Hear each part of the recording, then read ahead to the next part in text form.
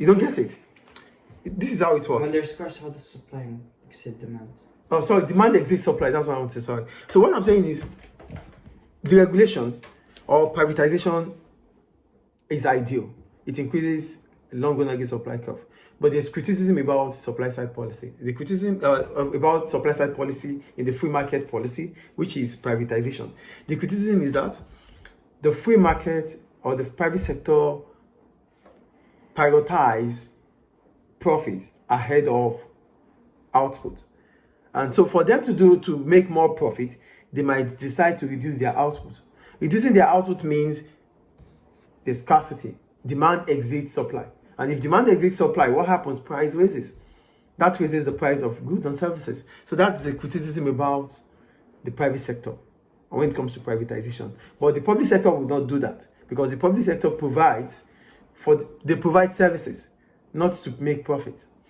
Therefore, privatization will be more effective as a supply side policy if there is a well-developed competition policy in an economy. So we have to, for supply side policy to be effective, that means government has to come up with competition policy. Without competition policy, supply side policy will not, privatization will not be effective. Why? With privatization, it means the production of goods and services lies in the hands of the private sector. But if the private sector decides whatever happens, few of them will decide. There might be monopoly.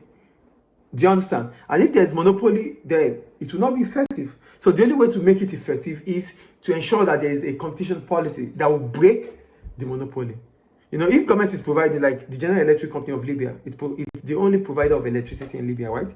So if it is privatized, it means the private sector that bought the General Electric Company of Libya has power to increase output or reduce output, to raise prices or reduce prices. Yes or no? Yes. So that will bring about monopoly. It's a pure monopoly. Yes or no? Right. It's a monopoly because it's still the only supplier. Right now, it's a legal one. It's a legal monopoly because General Electric Company of Libya is the only provider of electricity. So if GECOL is privatized without competition policy, it will still exploit customers because it's a private sector. Now they will think about making more profit from customers. They are the only one providing it. So what option do you have? So that's why they said, therefore, privatization will be more effective as a supply side policy if there's a well-developed competition policy. With competition policy, which means whatever the case might be, they will break the barriers that allow you to be the only one selling in that market.